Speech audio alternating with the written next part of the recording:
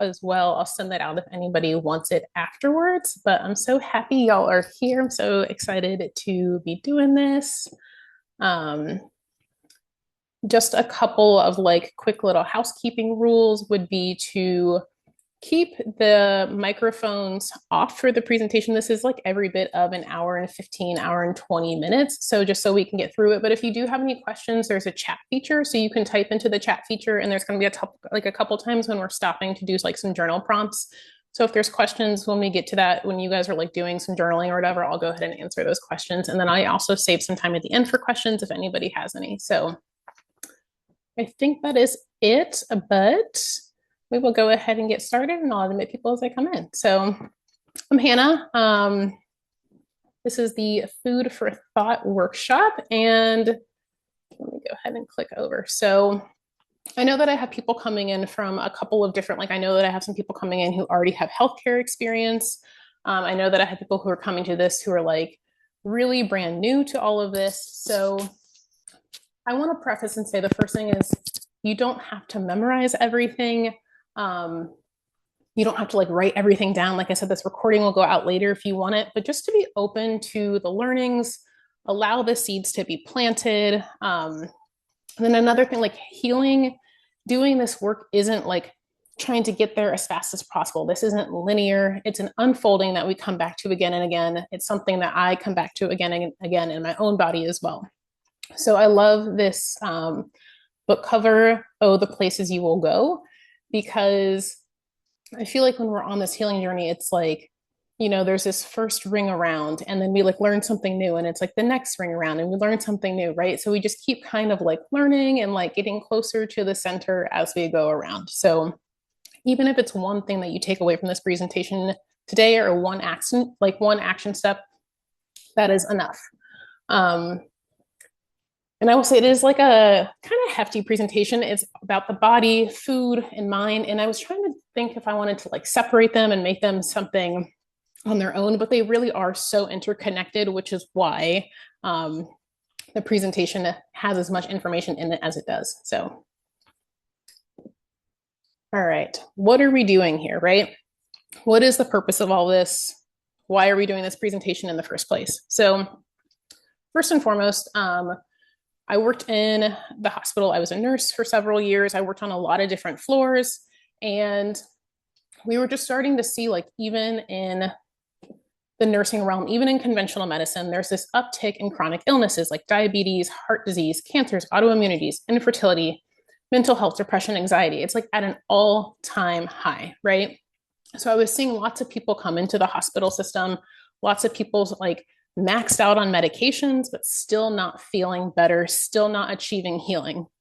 And in the conventional model in the hospital, we do a really great job at like acute illnesses, broken bones, things that are immediate, but like for like long-term healing, not so much. And even with my own health, I was seeing that as I was going into the doctor with some like mental health stuff, with some GI stuff. I was like constantly getting new medications, more, you know, more prescriptions, more side effects, but still feeling suboptimal in my health. So as I started to listen to people's healing stories, as I started to, you know, look at ancestral medicine, look at herbal medicine, look at all these different modalities, look at food, I started to see that people who were like starting to heal were using all of these really similar things. They were doing stress reduction, and they were really focusing on nutrition, and they were really focusing on their gut health.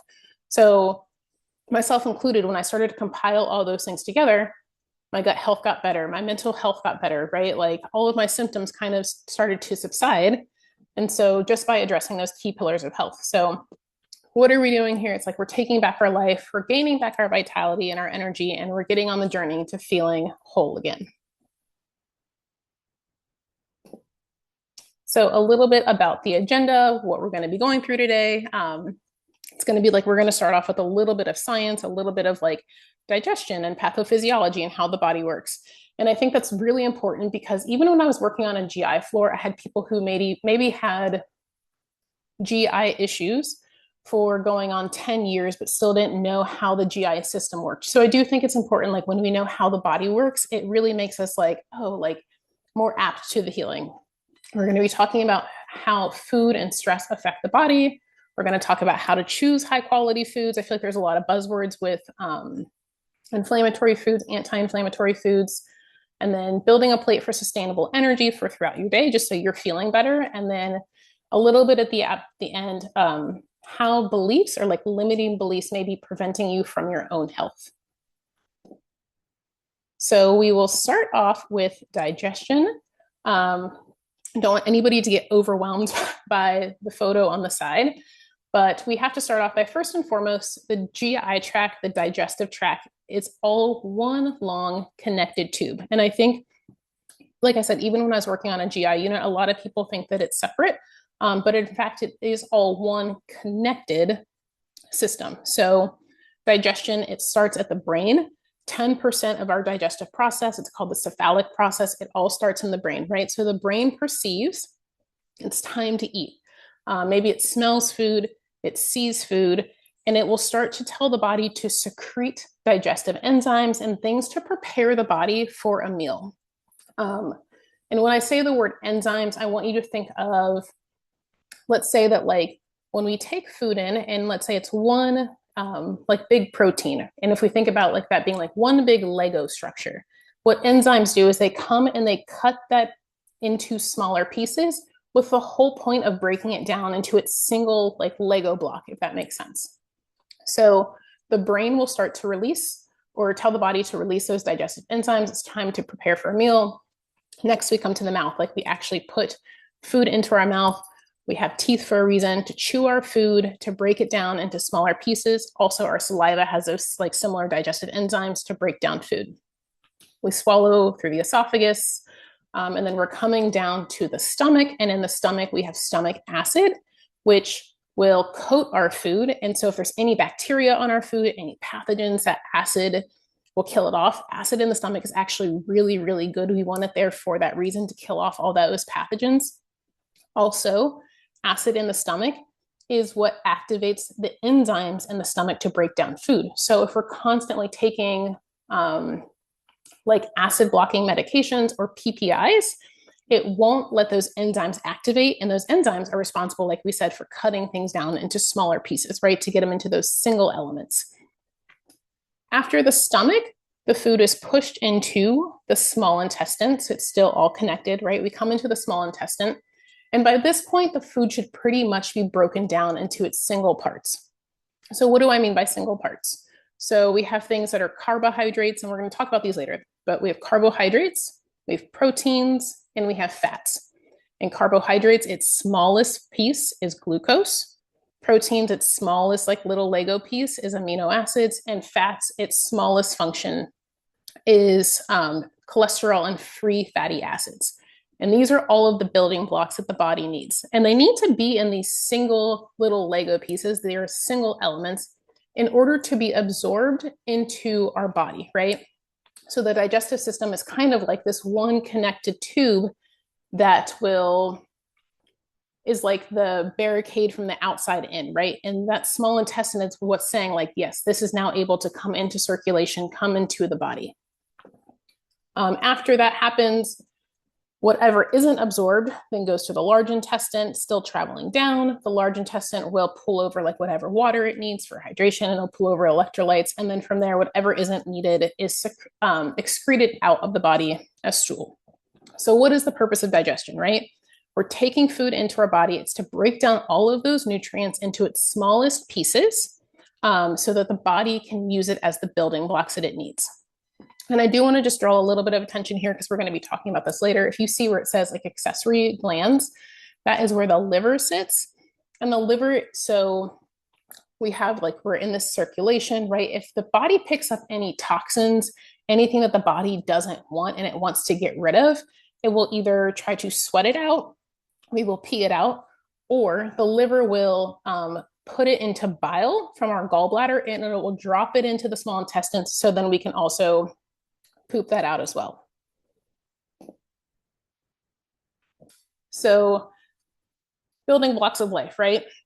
So the body is going to make do with what it has. And I like to say like, while I can't necessarily control all of the functions that my body is doing, right? Like I can't make my pancreas release insulin. I can't make my body make certain hormones.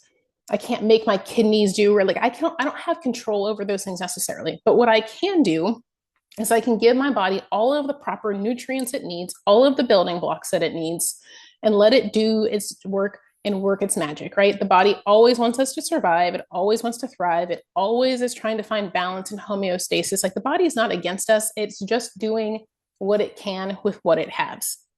And so how do we do this? It's by eating nutrient dense foods, and it's by eating variety, which we're going to talk about later.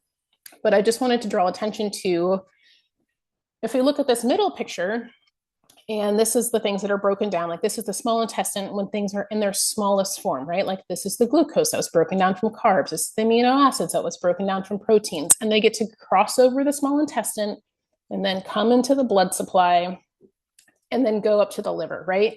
And what the liver will do is, I don't know where I found this cartoon picture, but I really like it, especially because the shapes are the same too. But it's like all of these building blocks will come into the liver, right? And the liver will kind of like sort and repackage things to where they need to go. So maybe it's like, we need to rebuild cell walls. We need to build hormones. We need to build neurotransmitters, right? Like this is like, we're giving the body everything it needs to do to properly function and to support all of our organs as well. And so interruptions anywhere in the digestive tract can have effects anywhere in the digestive tract, right? So if we said that it's a top-down approach, it starts in the mind, right? It starts in the brain, it perceives food, it starts to release those digestive secretions, right? So if we're like eating in a stressful state of mind, that can inhibit digestion. We're going to talk about that later. With our mouth, if we're not chewing the food properly, those pieces of food aren't getting broken down, that saliva is not coating them, right? That's going to inhibit digestion. If we get to the stomach and there's not enough acid, like we said, maybe if we're on a PPI or something, or an acid blocking medication, that can inhibit. Same with the small intestine. If the small intestine isn't able to absorb food properly, whether it is bacterial overgrowth, if it's inflammation, leaky gut, which we're going to talk about, if we can't get those nutrients, any of those things, right? If we can't properly get those building blocks that we need, then how do we expect the body to function optimally, right? Because we're trying to feed our cells, we're trying to like give them the energy that they want so they can all do their jobs properly. So what could be some symptoms of poor digestion, right? So aside from obvious things, which would be like reflux and bloating, nausea, cramping, fullness, and gas, like going back and forth between diarrhea and constipation, like that can be some signs that are indicative of like actual digestive problems, right? But also, if we aren't absorbing properly, like we said, right, we're not getting those proper nutrients into the body, and that might be because we're not eating enough proper nutrients or we're not absorbing them properly, then the cells are hungry. And in that case, it can kind of look like a brain fog or a fatigue picture or exhaustion or sluggishness, right? We're not fueling ourselves. Poor digestion, if we're not getting the things that we need, this can look like hormonal imbalances and mood changes and mental health disorders. And I want to say up until the early 1900s, mental health disorders used to be treated with nutrition and food opposed to medication, right? They used to think it was like a mineral deficiency and not getting enough minerals in. It can look like things like autoimmunity and systemic inflammation, and autoimmunity of really any kind, from not getting proper digestion, not getting the proper nutrients, or putting things into the body that might be toxic. Also can look like skin complaints and also food intolerances as well, which we'll be talking about. So some people may have heard this before. It's leaky gut, a damaged gut lining. So this has kind of been in functional medicine for, I don't know, 15, 20 years now. And it's really catching up in conventional medicine. When I was working on a GI unit, some of the docs were starting to talk about this concept of leaky gut, and doing some like scientific research and studying it. But essentially, if this is our small intestine, right? The small intestine, if you remember, is the part that is absorbing the food into circulation so the cells can use it. It's absorbing it so it can get into the organs in the body, right? If this small intestine gets damaged, and that can be because of inflammatory foods, That can be due to prolonged stress, which we're going to talk about. That can be because of excessive antibiotics, alcohol, pesticides, nicotine, really anything, right? If this small intestine gets broken down, you can see here on the left-hand side, like a really healthy intestinal wall. It has these tight junctions that are together. So nothing can get through except for whatever's supposed to get through, right? It has these little hairs on top. It's got these like lock and key receptors, and it recognizes those things in its single form. So it recognizes a single amino acid. It recognizes a single glucose that we talked about. It recognizes a single free fatty acid, right? It's like, great, yes, come pass through, come into circulation, come into blood flow, please. And if it doesn't recognize it, it just keeps like pushing it down so it can get pooped out. What happens in a leaky gut situation when the small intestine gets broken down, those tight junctions kind of start to separate out a little bit, and that lets anything really kind of come into circulation into the body that shouldn't be there. Our barrier system is now broken down in this case. So that means bacteria can come in, viruses that shouldn't be there, right? Any sort of toxins, anything that should have been cleared out is now coming into our circulation. It can also kind of look like, we talked about that Lego structure, right? The body wants to only really take over, or really wants to only bring into circulation like the single glucose molecules, the single amino acids, things in their smallest form. It doesn't want to bring in things that are like 2, 3, 4, 5 Lego structures long, because our body doesn't really recognize what that is.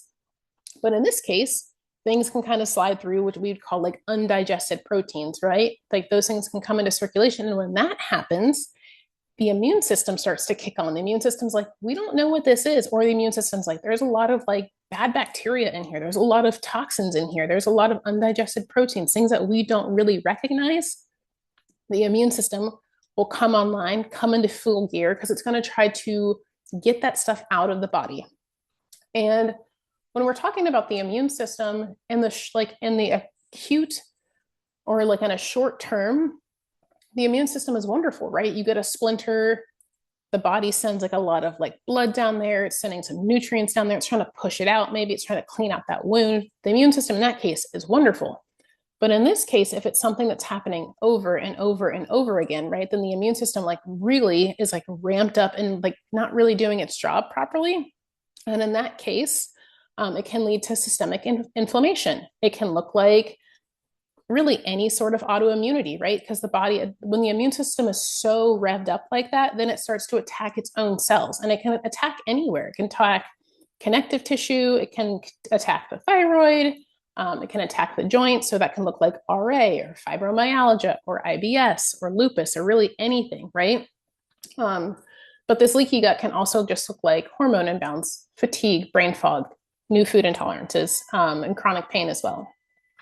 So when we're looking at digestion and we're trying to get the digestion to be more efficient and come back online, what are the things that we need to address?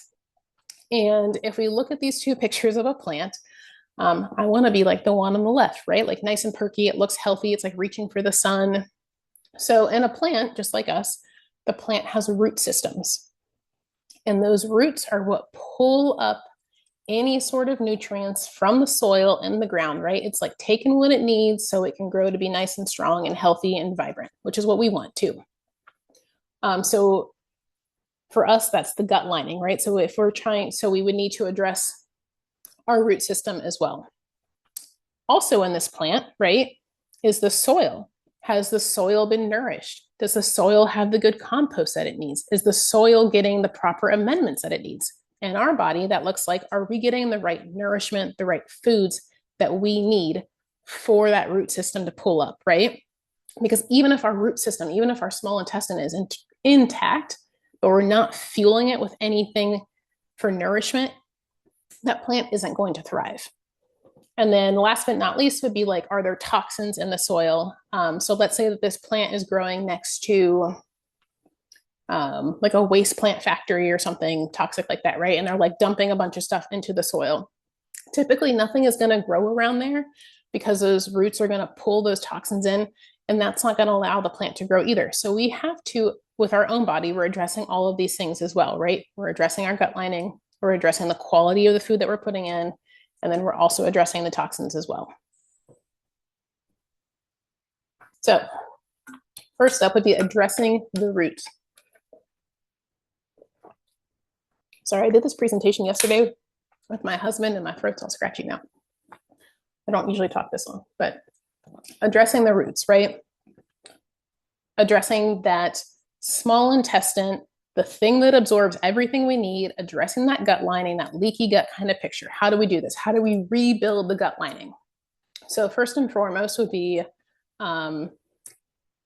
things that are really mineral dense, things that are anti-inflammatory, things that contain like collagen. Collagen helps kind of relay down that gut lining.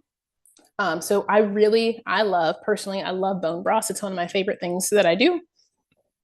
And I add in, like you can do a whole chicken carcass. You could just like any bones that you have left over. Chicken feet are really incredible. They have a lot of collagen in them as well. Things that are anti-inflammatory like garlic and onions. And then also we want to make sure that we're not continuing to break down that gut lining at the same time. So if you're imagining building a brick wall, we want to make sure that we're putting bricks in faster than we're taking bricks out, right? So if we're still doing inflammatory foods, if we're still having a lot of toxins or stress or pesticides that are breaking down that gut lining, it's going to be a slower process, even if we're doing something like a bone broth to like reheal that gut lining.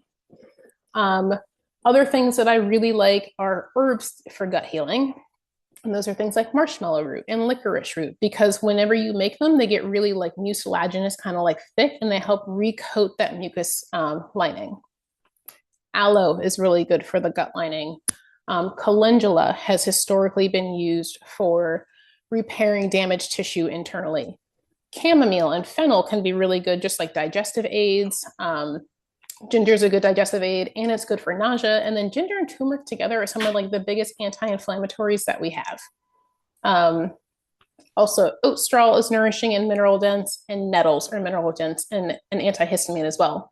But it's important to say that, you know, if you're making a bone broth, you don't have to go out and get like any fancy herbs or anything like that. You can just use what you have in your kitchen. So if you have rosemary and thyme and oregano and just like some carrots and onions and garlic and some bones, and to throw them in there and let that sit on the stovetop for like, 3-4 hours, and then just strain that off and just sip on that throughout the day is really helpful for repairing those roots or our gut lining.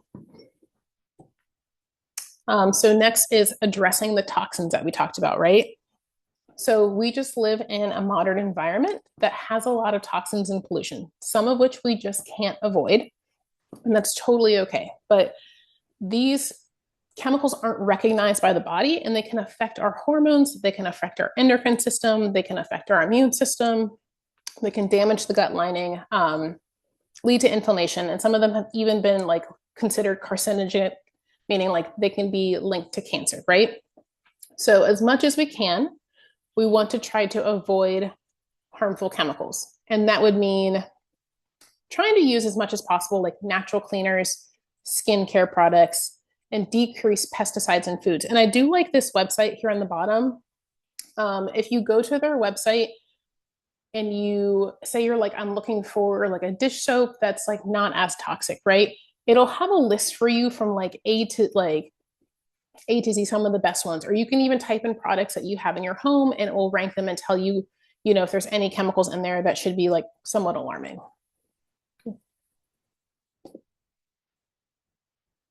Let's see something real quick. So, sorry. So addressing the toxins, obviously we can't talk about toxins without talking about the liver. Your liver sits on like right below your rib cage on your right side. And the liver has over 500 functions that we know of, but one of those functions is being able to detoxify toxins out of the body, right? So we really have to be in tune with our liver health if we're trying to clear those toxins out of the body so we can have more vitality in our own life. So in traditional Chinese medicine, the liver is considered the general. It's responsible for qi, or like life force energy. Whenever I go to an herbal conference, almost every herbalist that I know will include some sort of liver herb into any formula that they're working with. just because, like I said, we need the liver to clear those toxins out and we really want to support the liver. So, like I said, the liver has over 500 functions, some of which are absorbing vitamins, detoxifying the body of the drugs and alcohol. If we can't get those toxins out, then we will feel bogged down. It helps with cholesterol production, which is the building block for our sex hormones. It creates bile that breaks down our fat, and it also plays a role in like creating antibodies for our immune system as well. So if the liver is overworked, it can result in symptoms like fatigue, inability to absorb fat soluble vitamins, can't break down fats, hormone imbalance, right? The liver is a big deal.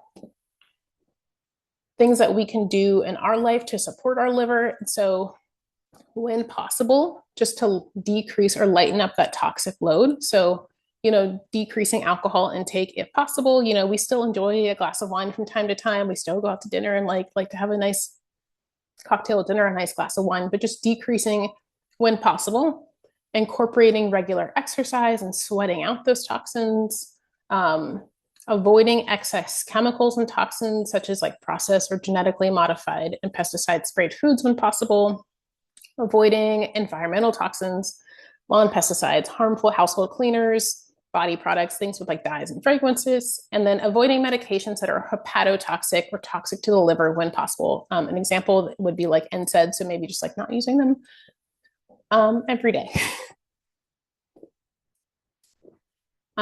Foods that are beneficial to liver health. So anything that is bitter is really great for liver and gallbladder health. Because what bitter will do on our taste palate is it starts to secrete digestive enzymes and it starts to kind of get that bile flowing and tell the body like, okay, it's like time to get bile going, time to get digestive enzymes going, trying to get like digestion flowing. So any pigment rich foods, anything like beets and cruciferous things like cauliflower and broccoli and Brussels and dark leafy greens. Radishes are wonderful for liver health. Berries, green tea, coffee without cream or sugar, right? You still want that like bitter flavor on the palate. Like I said, they help by increasing that sluggish bile. Remember, bile carries those toxins out of the body, so that's really important. And so you can either eat like bitter foods or you can do something like an herbal bitters, and that would be like a milk thistle, burdock root, dandelion root, licorice root. You can just look up herbal bitters. You take a couple drops on the tongue before you have a meal, and that's really helpful and supportive of the bitters as well. I don't know. I woke up in the middle of the night at 3 a.m. and I was like, I have to put this in for some reason. I don't know why, but I've had a couple people ask me about this, about elimination diets and detox. So I'll just like hop on a soapbox about this really quick. Sometimes when people are trying to re-heal their gut lining, they will go on what's called an elimination diet.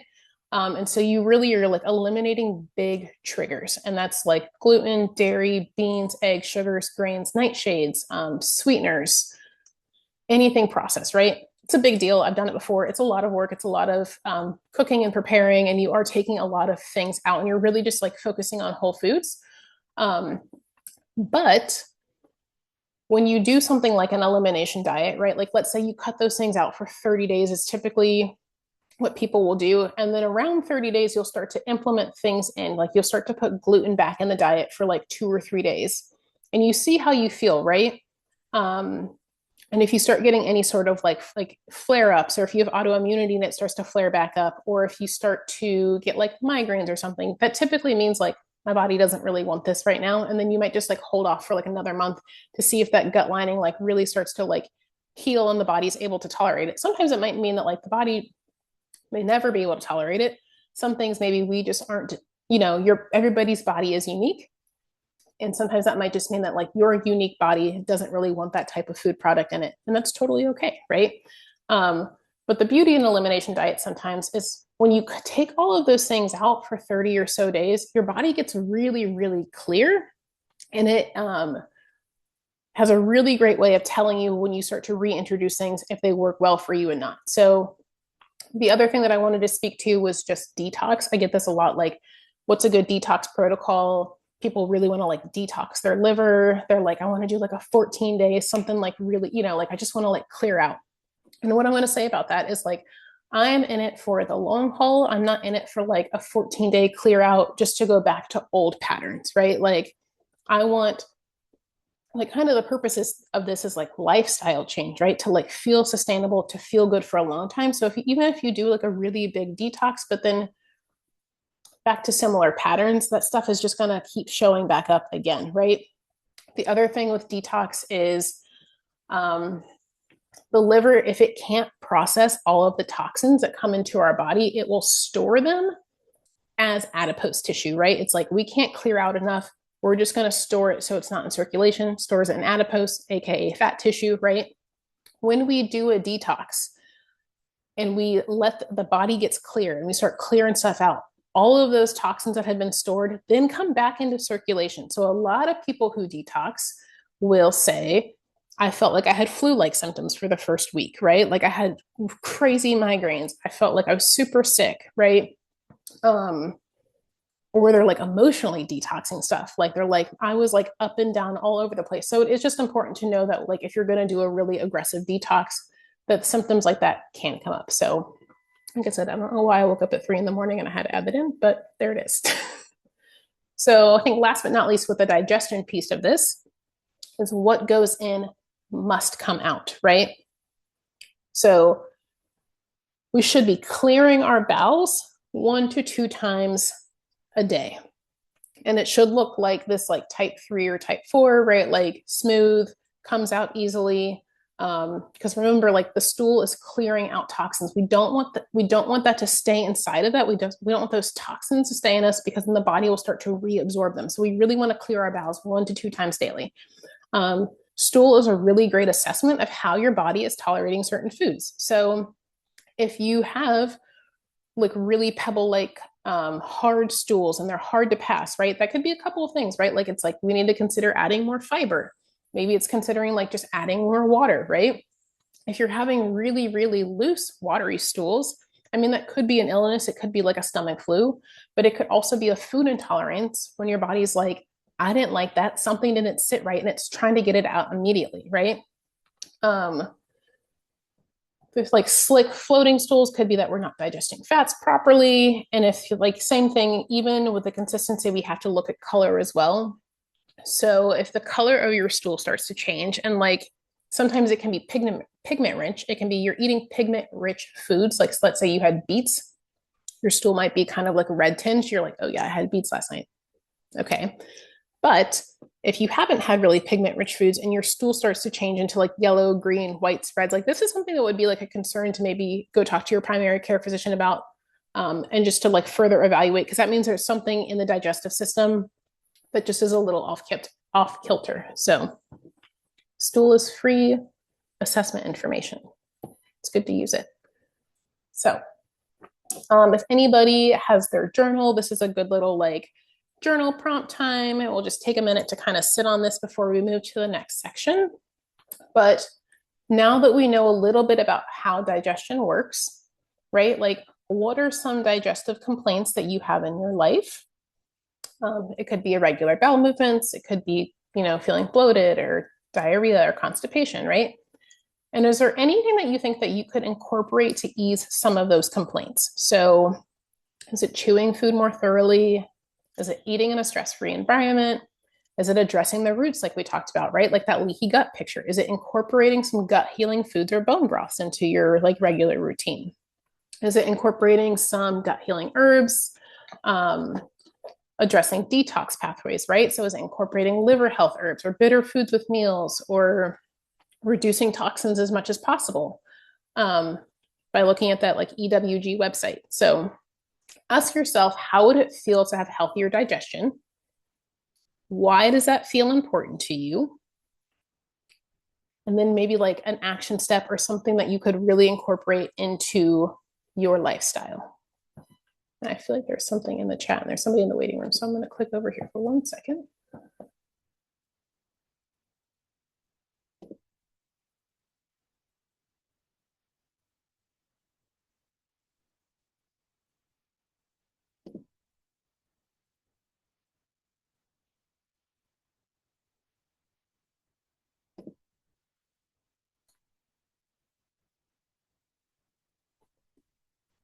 And then somebody asked, should the bones be organic or does it matter? And I would say, I just I buy all of my bones organic.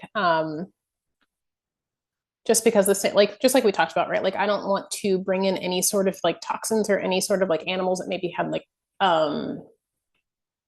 antibiotic use or anything like that into my body. So that's just my personal preference though. Okay, so we talked about digestion, right? So we were talking about the digestive process. Now we want to talk about how mood affects our food. And this is where I was like, gosh, I really wish I could have like broken this workshop up, but they're so interconnected. You're going to see why, and it is really important that they go together. So I don't know if y'all are familiar with the sympathetic and parasympathetic nervous system, but they are both a part of what's called our autonomic nervous system in our body, right? And they are like the same side, or they're different sides of the same coin. So we have the parasympathetic and the sympathetic, but when one of them is on, the other one has to be off. They can't like both be on at the same time. And so what the sympathetic nervous system is referred to is our fight or flight response, right? When it gets activated, its whole point is for survival. It's like something is a threat and we either have to fight or we have to flight, aka we got to get out of here and run and take off, right? And so when the brain perceives that, it like sends signals down the brainstem through the nervous system, and it's going to tell things like, and it's going to shunt blood and nutrients to things like muscles so they can run faster or they can fight if there is an attack. It's going to make the heart rate increase so we can run faster. It's going to relax the airways so we can take in more air so we can get out of whatever we need to get out of, right? So its whole point when that sympathetic nervous system is activated is for survival. The body was designed really beautifully. But when it's doing that, it's taking nutrients, it's taking blood, it's taking attention away from the parasympathetic side, which is our rest and digest, right?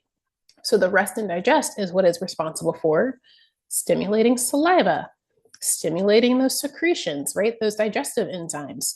It's allowing the motility of the gut to work, right? So it's allowing these like wave-like things, wave-like peristalsis. So our gut lining can push food through.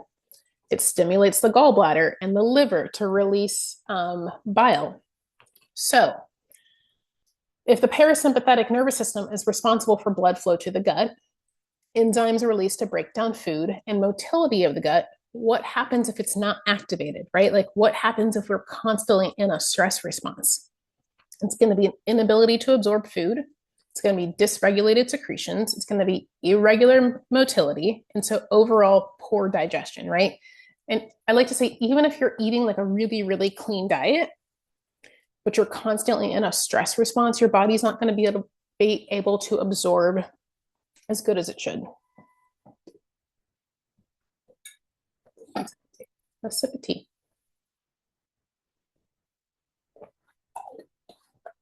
So I'm definitely gonna have to do a stress workshop at some point because I really love this. I really love the stress response, but this is just a quick little like how stress affects the body. So when stress is perceived, like I said, by the brain, it releases these chemicals like cortisol and adrenaline to activate more. It's like to activate this fight or flight response. It's going to be prepared to run from a lion.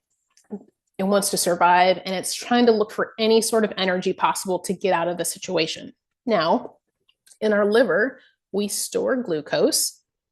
We're going to talk a little bit about this later, but glucose is what the cells use for energy. So what these hormones do is they go to the liver. They're like, hey, free up all of that stored energy that you have because we got to get out of this situation.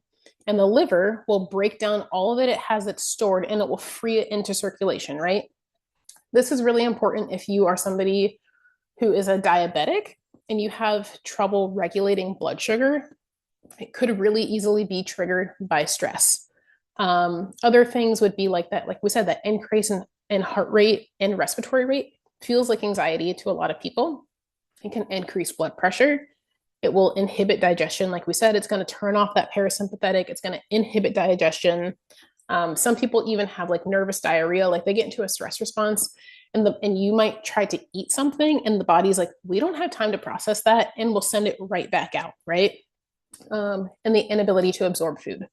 It will dampen the immune system because what is not needed in a stressful time is our immune system. So this can be why other times like autoimmunity has really big flare-ups during stress response, right? The immune system is dysregulated at this time.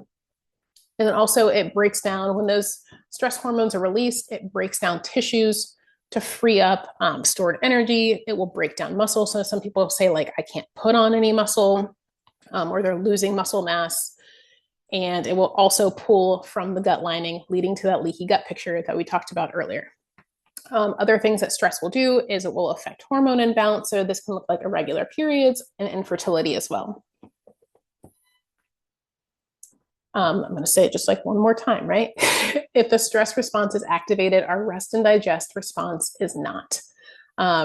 This means that there's no rebuilding, no repairing of tissues, no healing is really happening if we're in a stress response state. This is really important.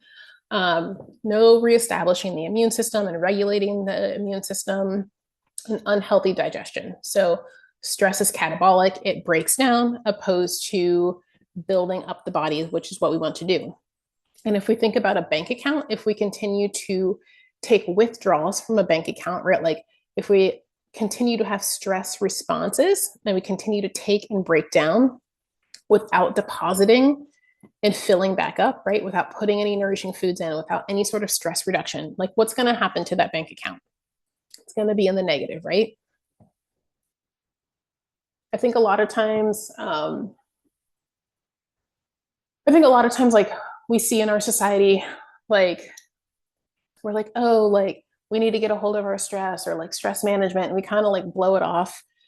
And like I know myself personally, like used to cope with it and be like, oh, like have a glass of wine, take the edge off, but like wasn't really addressing it. And when I started to really recognize like how it's like taking a physical effect on my body is when I really was like, okay, like I got to get this in check. So, all right, moving on. So the gut as the second brain, right? I worked with a GI doc, and there's actually, I think, a book that's called The Gut as the Second Brain, but also with the stress response. So these two things, the gut and the brain, are interconnected. That's why like I couldn't separate, I couldn't make this workshop smaller. I couldn't separate these two because what the brain will do, we said that the brain will perceive stress response and it can inhibit motility, inhibit digestion, and all those digestive enzymes, right?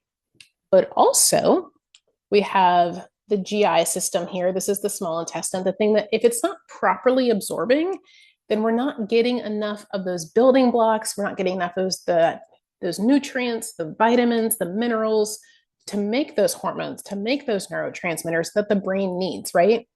And if it's a leaky gut picture and it's letting in all of those toxins, this can feel like brain fog, difficulty concentrating, headaches, and fatigue. So, how does stress show up in your body, right? Take inventory of your physiological responses when you're in a stress response, right? Like for you personally, does it feel like rapid heart rate? Does it feel like tunnel vision or shallow breathing? Do you get a clenched jaw? Do you like tighten your fist? Or does your shoulders come up to your ears, right? Is it chest pain and palpitations? Notice what those things are. And when you start to notice them, I like for myself, right? If I notice those, I'm like, oh, like I'm gonna stress. I'm in fight or flight. I need to do something about this so I can down regulate my system. I also just want to bring attention to perceived stress. So what one person may perceive as stressful, another person may think nothing of, but that doesn't mean that it's not stressful to you, right? The example that I have is like my husband and I bought a home a month ago, and he was like cool as a cucumber, and I was having like a full freaking panic, right? We live in the same household, we're both buying the same home, we're in the same thing, but how we perceived it is differently, right? Like I'm having palpitations, like I couldn't breathe. I was like looking for my blood pressure cuff from nursing school. I was like, something is not right, right? So I really had to address that stress response just by noticing my symptoms. Because if the body is having a physiological response, then the body is under stress and it's doing that breakdown situation. Stress influences everything, our hormones, digestion, thyroid, adrenals, blood pressure, blood sugar. It is called the silent killer for a reason. It does not come without cost. So, like I said, we have to get away from the mindset that like stress is just kind of like baseline in our society. I don't know, our society. We just live in a busy society. We do. So how do you in your life, how do you de-stress? Take inventory of your coping mechanisms. Do you have any? Do you implement them, right? So for me, it's like breath work or writing. I do like a lot of journaling. I love to journal. Maybe it's swimming, biking, a walk, shake it out, dance it out, yoga, meditation, prayer, talk therapy, like whatever works for you. Do you have any in place? Do you use them? And I would say to implement a really solid practice when you're not stressed out, right? Like rebuild that bank account, right? Keep nourishing yourself and building yourself up. And we want to be familiar with the stress in our body and then have the tools to downregulate when we get into a stress response. This was years in practice for myself. Stress-free action steps. So like we said, like what action steps can you put into place to move the needle? Perhaps this is following up on a therapist recommendation. If it feels something like it's unmanageable by yourself or you don't really know where to start. For me, I use something, it's called Insight Timer. It's an app and it has a lot of like guided meditations on there. It has a lot of talks about stress and anxiety, 5 minutes, an hour, whatever, anything in between. It's got like calming music on there. I take a walk every morning, weekly yoga practice, journaling, being in nature. These are just some things that can downregulate your system. So remember that you can't pour from an empty cup. When you are filled up, it will overflow into those around you. So like, what is your why for wanting to have less stress? And maybe that's like mental stuff, or maybe it is physiological stuff. Maybe if you're having like autoimmunity flare-ups, maybe if you're having digestive problems, that can be your why, right?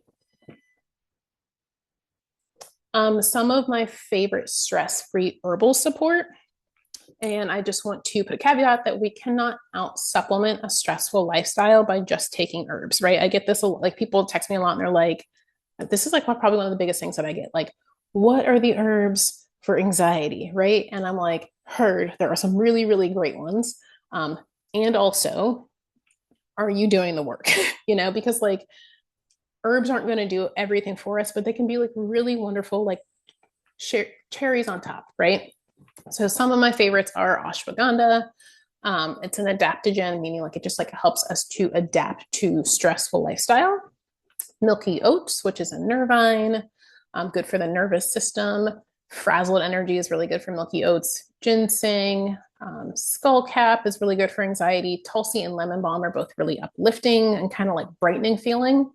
Motherwort is huge for anxiety. The first time I had motherwort, it kind of like, I don't know. I felt like my grandmother stepped into my body or something crazy. I don't know. It's a wild one, but I will say like not to be taken for cardiac and hypothyroid histories, but it's good for acute anxiety, having something now.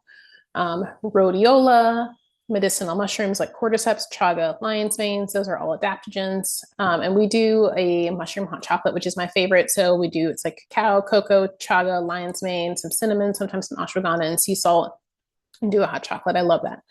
But once again, like we can't just out supplement with herbs. We have to do the other work as well.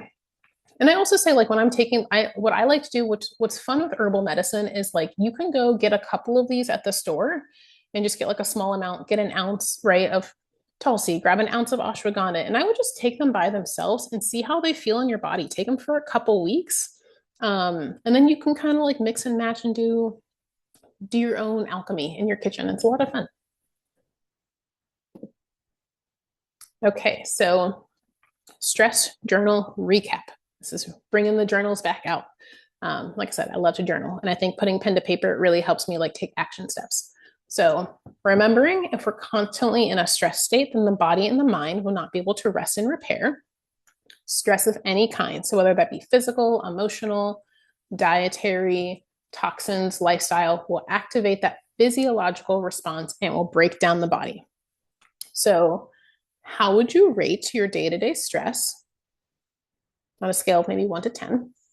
And what would feel more manageable for you? And if anything were possible, if you felt less stressful, how would you show up in your life? Who would you be? How would you act? How would that affect your relationships? How would that maybe affect your job? Would your body feel differently? Like, how would that feel, right? And when I get that feeling, like that's what allows me to take change and to make action steps. Opposed to when people are like, just be less stress free, like that doesn't do anything for me. But if you're telling me something like this, like, how would I be in my relationships? How would I show up? That's where my change comes. So if you want to just take like 30 seconds for any action steps, anything that you can incorporate, and then we will move on.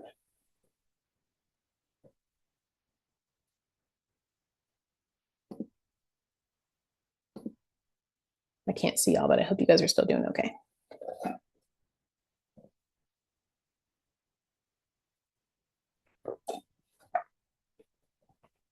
Okay. So wrapping up stress, right? So now we know how our digestive system works. We know how stress affects the body, how stress affects the digestive system. So moving on, what are we actually going to eat? Like, what are we actually going to fuel our body with, right? Which is probably what most of you thought you guys were coming here for today. So there's the three main food groups, the three main macromolecules, which are called carbs, proteins, and fats, right? A little thing that I remembered from a nutritionist a while ago is like, be cognizant of carbs, prioritize proteins, and don't fear fats. And we're going to get into this. So what carbs do? Carbs break down, right? We said that they're going to break down into their smallest piece, which is glucose, and that's going to give our cells energy, right? All organs, including the brain, need glucose for energy. They need glucose to function. So often carbs, I feel like, are villainized. But fruits and vegetables are carbs, so we can't consider them all to be bad. I think it's just important to understand that like excess carbs, those do get stored as adipose or fat tissue. So there is like this fine balance. And also there are like carbs that are fruits and vegetables. And then there are carbs that are like cakes and muffins, which we're going to talk about, right? So we have, what are the simple carbs? It's like sodas, donuts, cakes, sugary cereals, gummy worms, everything here on the right-hand side. These are often referred to as empty carbs. They just provide a quick boost of energy and then they break down into glucose quickly, but they will also make you kind of have a crash, right? So it's like this big spike in energy and then all of a sudden we're coming back down. And you might have felt this before if you've like had like muffins for breakfast or something. And then like an hour later, you're like, I'm starving, you're kind of jittery, you crashed out all of a sudden, you're like then looking for coffee to bring you back up. Complex carbs, these would be things more in their whole forms, like fruits, vegetables, potatoes, multigrains, edamame, beans, and these contain the vitamins, phytonutrients, minerals, and fiber. They break down slower in the gut, and so they lead to a more sustainable, longer energy opposed to that quick spike, right?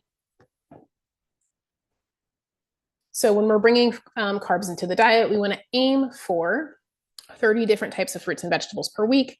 And if that feels really unattainable to you, maybe just starting with like 5 this week, right? And then increasing by 2 or 3 until you meet your goal, right? But the reason that we say to bring in 30 different fruits and veggies per week, because when you're eating the rainbow, it's ensuring that you're getting all of the different vitamins, nutrients, minerals, phytochemicals that your body needs, right? If we went back to those first couple slides of the building blocks of life, like I'm just trying to flood my body with as many nutrients as I possibly can. Like, here, take this, take that. I hope you build something from all of these things, right? All these beautiful colors that I put in there.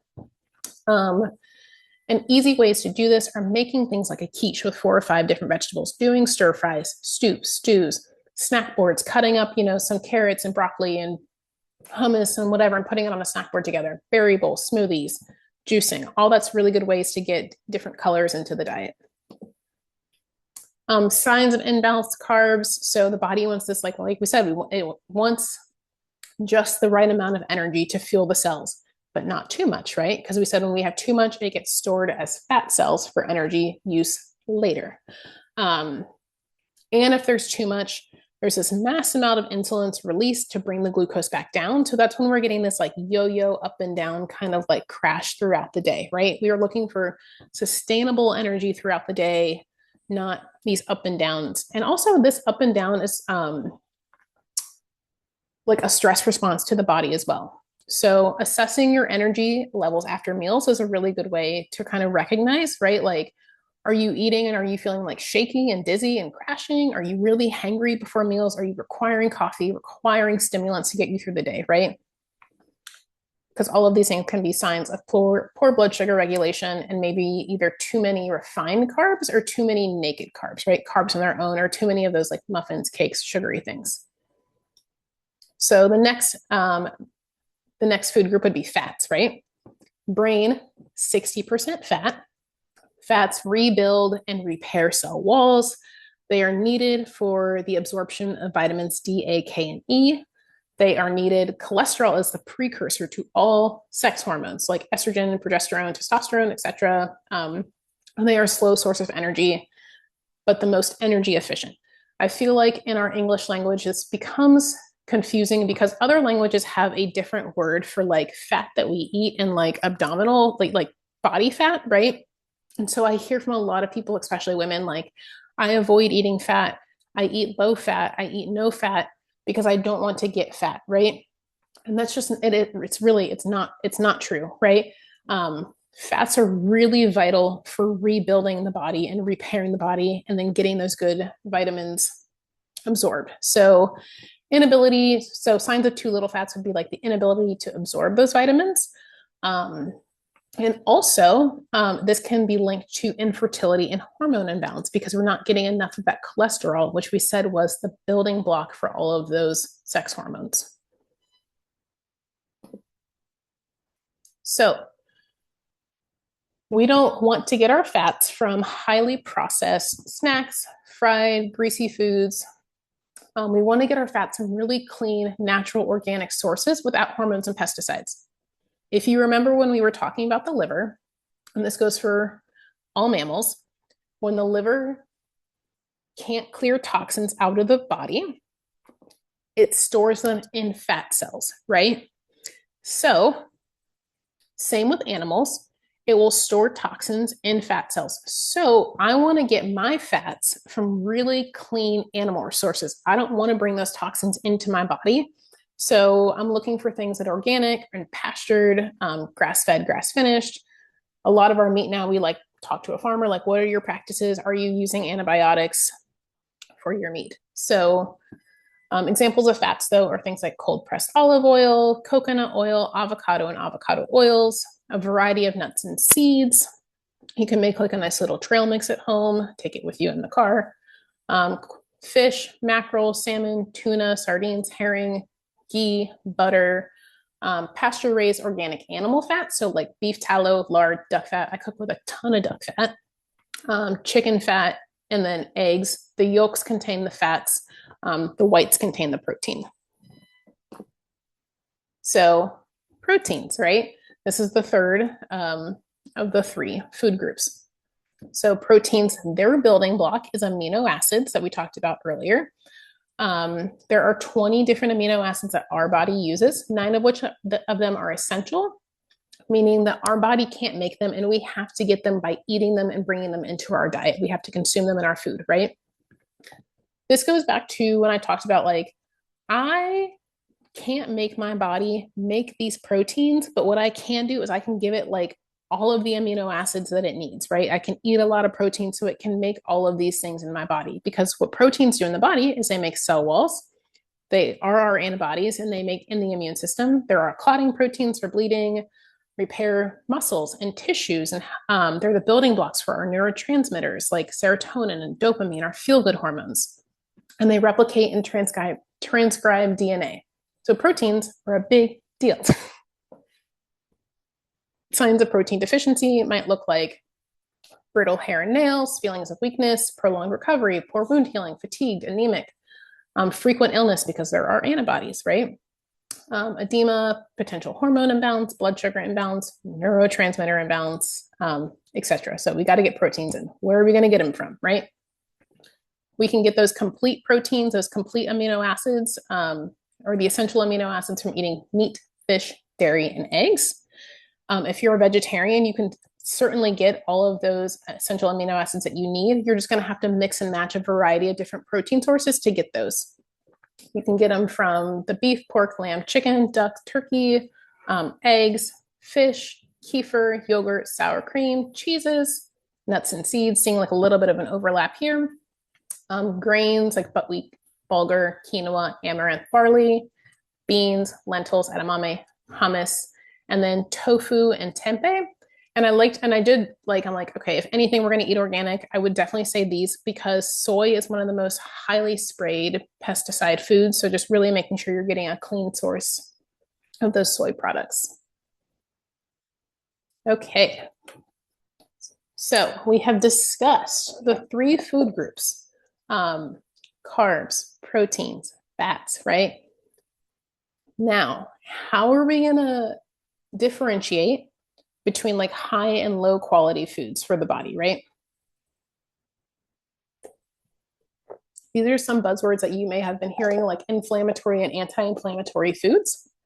So we're going to talk about both of those. So, sorry for spinning my lid in the microphone. So inflammatory foods, these are foods that are not necessarily, like not created from nature, not really recognized by our body. When they enter our digestive system, they break down the gut lining. They can initiate an inflammatory cascade. These foods, like things that are really highly processed, are sometimes stripped or bleached or hydrogenated, or their chemical structure has been changed so they have a more shelf-stable life, right? So while it is convenient, the body doesn't necessarily recognize it. And long-term, this can lead to things like chronic illness, any of the autoimmunities, high blood pressure, right? IBS, Alzheimer's, dementia, brain fog, etc., right? And it's interesting because when we look at studies from countries that don't have this in their diet, they really don't have many of these chronic illnesses, especially like the Alzheimer's and the dementias, right? And it's interesting when they start to adopt these into their diet, the American diet, and they get these convenient foods, these numbers start to increase in their communities. So we know that this food is directly linked with some of these chronic illnesses, right? So what are some action steps that you can take? Eliminating artificial sugars when possible, and maybe swapping out for things like honey or like real maple syrup, not breakfast syrup, real maple syrup. Avoiding things like seed oils, avoiding white breads and refined carbs, things that are stripped of all of its nutrients, avoiding those sweetened beverages, sodas, sports drinks, those really processed meats, right? And it's like when in doubt, we like to say decrease barcodes, boxes, and bags. So opposed to anti-inflammatory foods, these are foods that are created by nature in their whole form. You could like recognize it on a farm. You could have grabbed it out of your garden. You like know what that is. Your granny knows what that is, right? And 100 years ago, food didn't need to be classified as organic or anti-inflammatory. It was just food. But we are now relearning the traditional ways of eating, right? We're seeing what this like convenient food has done, and we're just slowly starting to take this back. So things that you can do to get more anti-inflammatory foods into your diet or into your life would be shopping the perimeter of the store is really helpful for me personally when I'm shopping, because that's like more of the perishable things, right? That's like more of the produce aisle. That's the meats, the cheeses, the eggs, opposed to those like middle aisles that are more like the processed and the shelf stable stuff. These foods naturally decrease inflammation. They provide the body with a perfect designs of minerals, macros, and micronutrients. And so like when in doubt, eat real food, right? And I was talking to somebody this week who was a vegetarian, but she was just asking me, she's like, okay, like as a nutritionist, like what's your one takeaway? Like what's your one piece of advice? And my thing is like really, truly like just eating and bringing in as much real food as possible. So whether you're vegan or vegetarian, pescatarian, like whatever your lifestyle is, still eating just real whole foods. Because I do think there is something, and I was guilty of this, right? Like I was vegan for a while in my early 20s. I was vegetarian because I was told it was all healthier. And for some people, that diet really does work well. But I was making swaps. I was like vegan, but I was eating like fake meat, and I was vegan and I was eating fake cheese, and I was gluten-free, but I was like getting gluten-free bread that had like 30 ingredients on it, right? Opposed to just eating real food. So marketing is tricky that way. But examples of anti-inflammatory foods are fruits and veggies. Garlic and onions are super anti-inflammatory. Cooking herbs like thyme, rosemary, and oregano, these have been around forever. And they are like, don't sleep on your kitchen herbs. These are really great. Mushrooms are wonderful immunomodulators, meaning they modulate and they kind of balance the immune system. Bone broths, turmeric and ginger. I just take turmeric and ginger root. It's like 85 cents to get a big turmeric root and a big ginger root, and I just grate it into hot water every morning. That's one of my favorite things to do, opposed to buying like turmeric pills and capsules. Cod liver oil and organic grass-fed and pasture-raised meat, right? And I love this. Hippocrates, the father of medicine, said, like, I think like in 400 BC, like, let food be thy medicine and medicine be thy food, right? So sometimes we do need to bring packaged items into our home, and that's okay, right? Like maybe you don't make everything at home. Maybe you're like, I'm not going to be baking bread. Totally fine, right? Sometimes I bake bread, sometimes I don't. But if I am bringing things into my home, I want to look at those ingredients list and I want to be like, do I recognize this, right? So when I look at this ingredients list, it's organic wheat flour, water, sourdough starter, salt, right? When I flip over the back of the box. And I'm like, okay, I know what that is. I could make that in my home if I really wanted to. Maybe I just don't want to. Fine.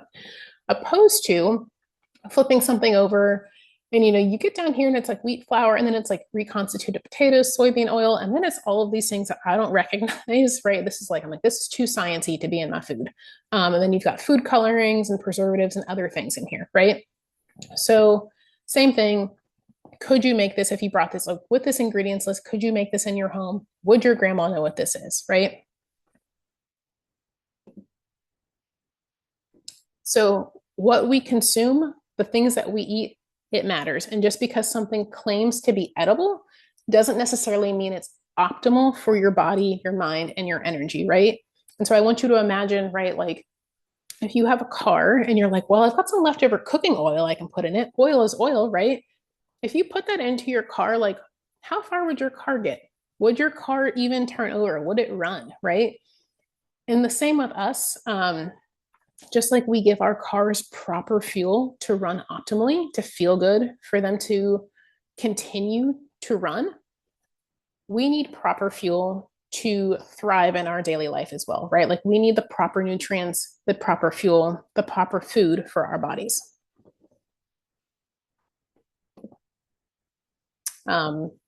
Just like I said, like we are made from nature, designed with nature. Our bodies understand nature. They understand natural things.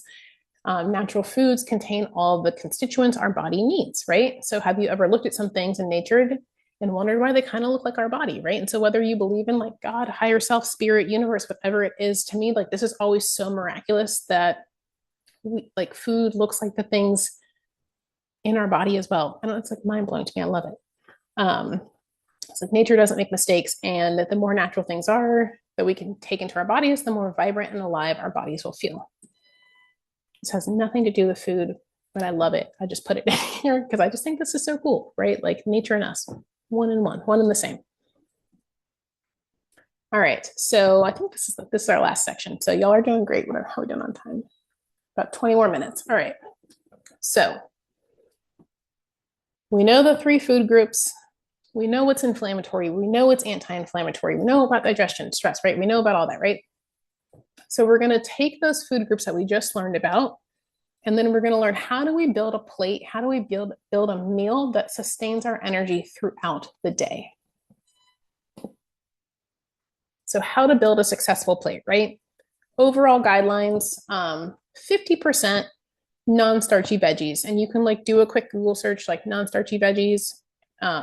And I feel like I told you guys this, but like you don't have to write all this stuff down. You can get this PowerPoint later if you want, right? Like you don't have to be like journaling away. But 50% non-starchy veggies, so things like green leafy veggies, carrots, broccoli, Brussels, bok choy, cabbage, pepper, celery, right? 25% protein, so like a palm size of protein with every meal.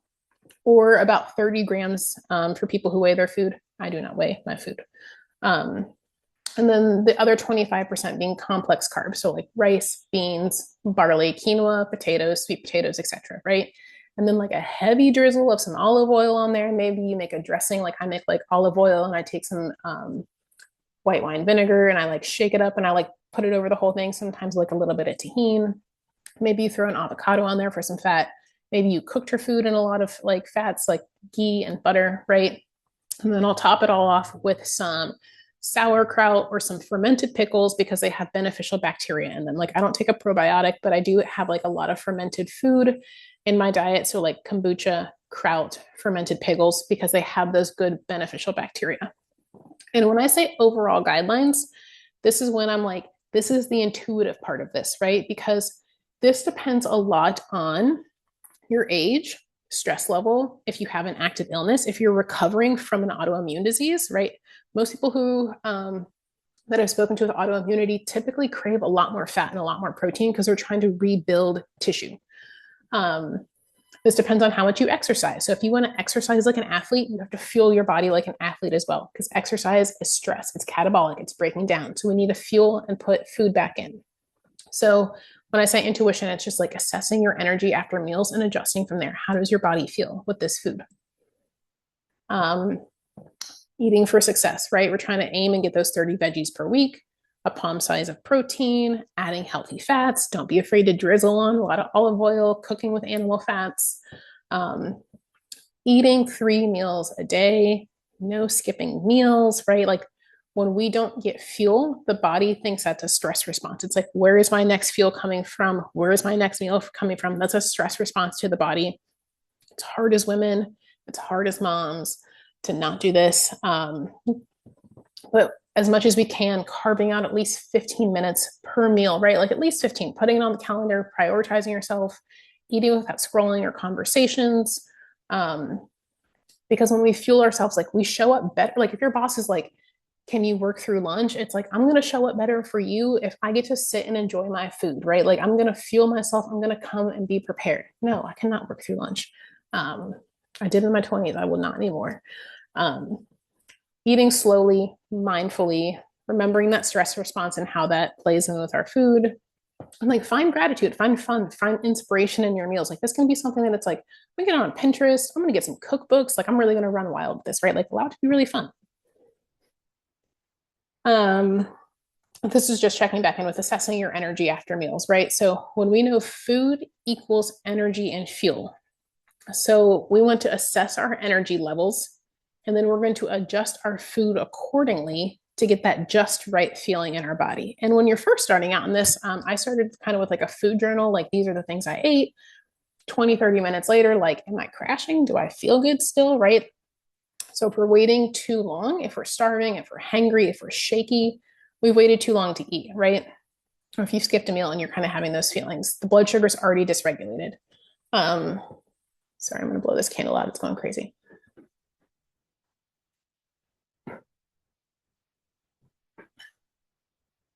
If we eat too many carbs, we might get that huge initial spike and then crash an hour later. And then we're like, I need coffee, I need something, I need sugar to bring me back up, right? And so you can see here with this curve, like carbs spike pretty quickly, where protein, not so much, fat, really not much of a spike, but these are kind of like a buffer, right? That's why we're trying to pair all of our foods kind of together. So we get a little bit of that initial spike, but when we're coming back down, then we have some proteins and some fat to buffer our energy throughout those 3 or 4 hours before we eat again. So we're going for that Goldilocks of meals, a meal that makes you feel satiated, but not overly full, doesn't crash you. And like I said, this will change throughout your life depending on how active you are and your stress levels.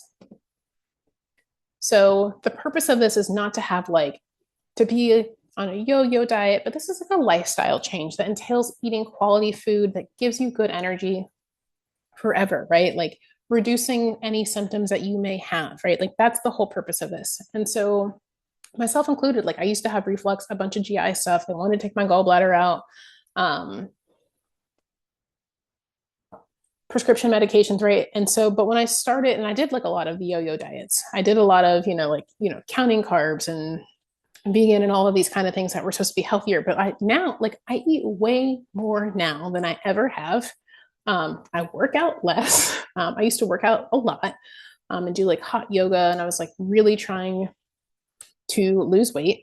But right now, like my weight stays optimal by eating more and working out less, just because I'm eating things that are fueling my body, that my body recognizes, right? And I'm having that sustainable energy. I used to have like energy pills and like Red Bull and coffee. I was a night shift nurse, so I was drinking like 6 cups of coffee and I was still crashing. So, and I don't like, I have a cup of coffee in the morning and I'm fine throughout the entire day. I did add this in there because I have a lot of moms who ask me about this eating on the go. I'd say as much as possible, I try not to eat on the go. We try to structure meals around meal times, but if we have to, right, like life happens. Like we have to drive for homeschool stuff sometimes, life happens. But we make like energy balls sometimes. We take like Paleo Valley meat sticks, ball jar salads, beans and rice. We take canned fish with us, charcuterie boards. We just like cut up some cheese and berries and apples, chicken salad wraps, nuts and seed butters, right? But still trying to keep it as whole foods as possible when we're traveling. Sometimes we take a cooler with us if it's going to be a really long day. And so, like, yes, there's definitely more prep time in this. But for me, the extra 20 minutes to do this creates longer lasting energy opposed to like if we have to stop and get food because I don't know what they're cooking with. And normally it pretty much crashes me and I feel crappy. So I'd rather just take the extra 20 minutes. So that's my spiel on eating on the go. So I think this is one of the last journal prompts, and then there's just one more small section. But how do you think food is affecting your mood and energy, right? How would you rather feel? I love this question, like, how would I rather feel? Because this really helps me get into action stuff, into action steps. But what are 1 or 2 things that you can implement, right? So maybe it's getting higher quality foods. Maybe it's just consistent meals, building a balanced plate, reducing processed food into the home, shopping the perimeter of the store, eating the rainbow and shooting for 30, right? Setting up times it's stress free to eat. And I would say, like, certainly not all of these at once because that will be overwhelming. I've tried to do that. And by day 3, I'm like, this is way too much. But just picking one of those with all of these steps, maybe like picking one and like working it for like a whole month until it feels like nothing, right? Like for me now, like cooking bone broth feels like nothing. Cooking all the time feels like nothing, but like I had to do it slowly. If you try to do it all at once, it really does feel like a lot. So like what's something that resonates with you deeply? You're like, I could do that, right? Like I could try this out. And if you felt like you had a clearer mind, if you felt like you had more consistent energy, less sluggish, how would you show up? What would that look like for you, right? Allow that to be your why and your motivation, not because like I'm supposed to, right? Because I think we all know like I'm supposed to eat better. That does nothing for me, right? But if I'm like, I feel better when I eat better, I feel clear, I have energy. That's my why. That's my motivation, right? Not because I'm supposed to. It's never done anything for me. So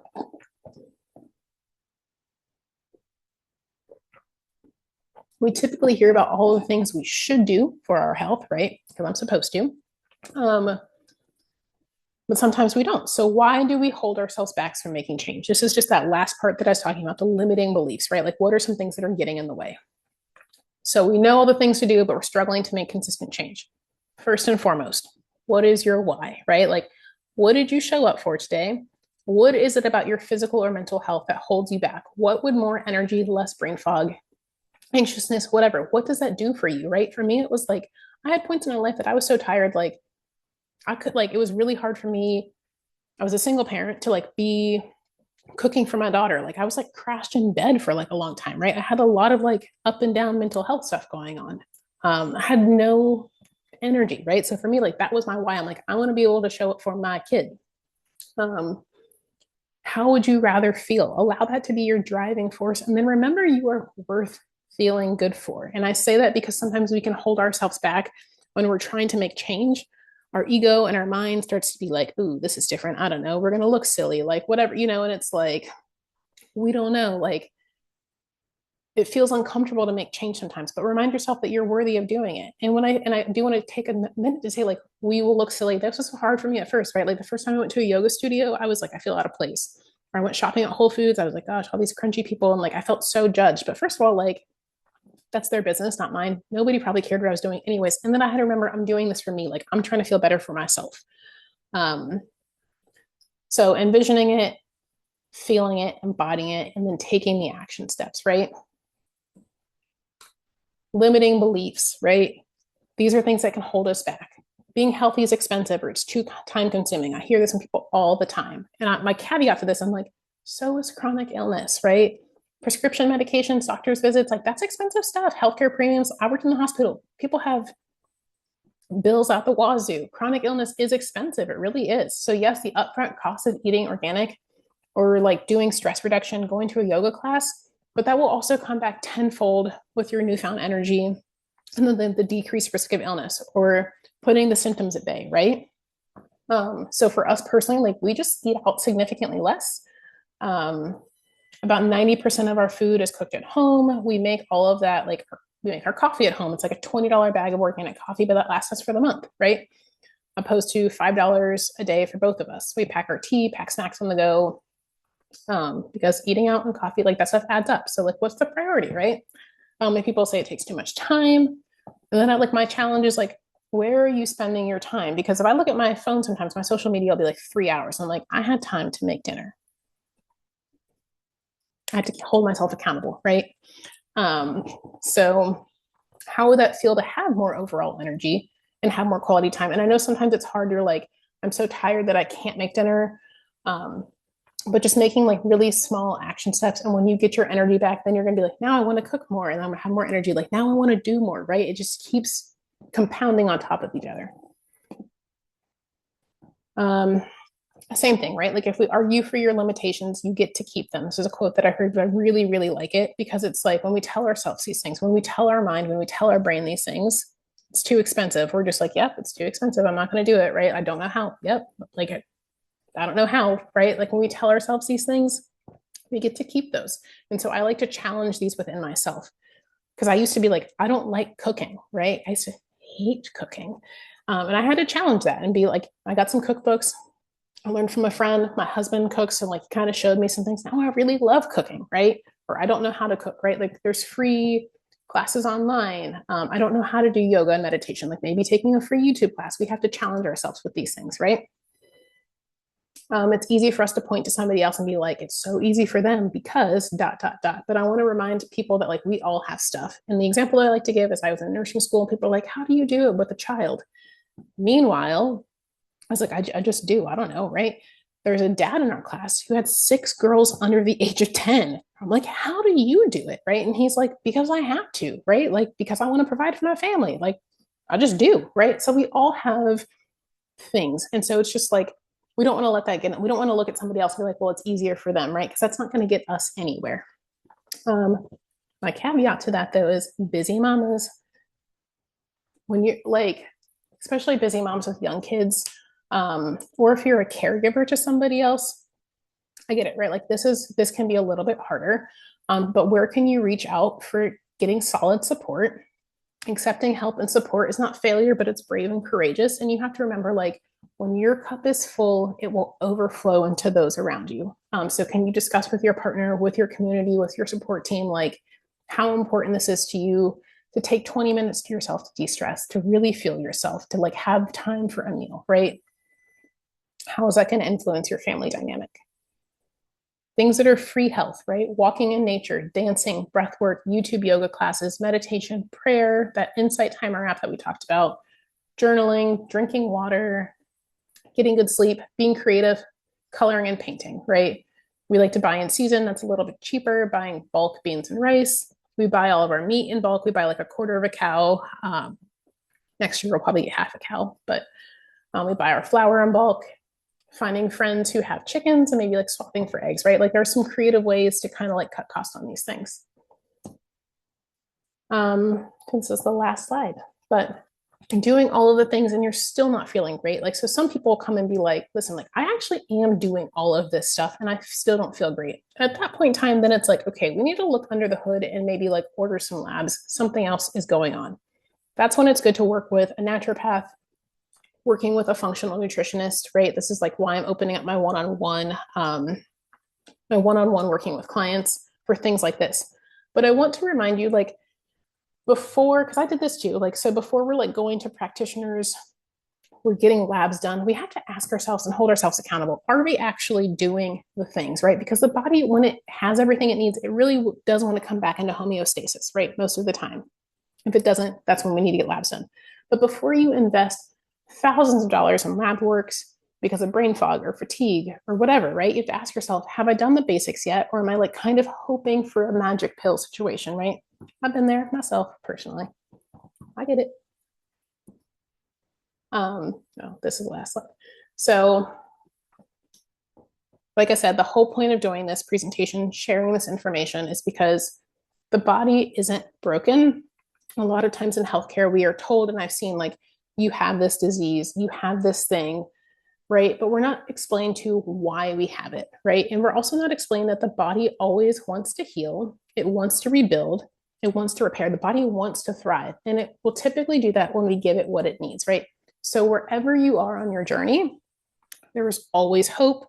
There's always, like, I listen to so many podcasts, I read so many healing books of people's stories, whether it's autoimmune stuff, whether it's cancers, whether it's infertility, people who are like just using these things, eating. This is why I did this, because I was seeing so many people using the same, eating real foods, working on stress, getting their digestion in check, and reversing their stuff, slowing it down, feeling better in their bodies, right? And we can make these action steps for ourselves, for our families, for our kids. I feel like when we heal ourselves, we heal our families, we heal our communities, we heal the world, right? Like whatever that is. So here's to your healing journey. May it be beautiful, right? Like, I really hope that, first, I'm like so proud of everybody who showed up and everybody who wants like this recording. Because this is big stuff, right? And it's not always easy. So like, kudos to you for even showing up for yourself. That's absolutely beautiful and wonderful and incredible that you're looking to take next steps or just to learn something new and get some more education. I'm going to stop sharing.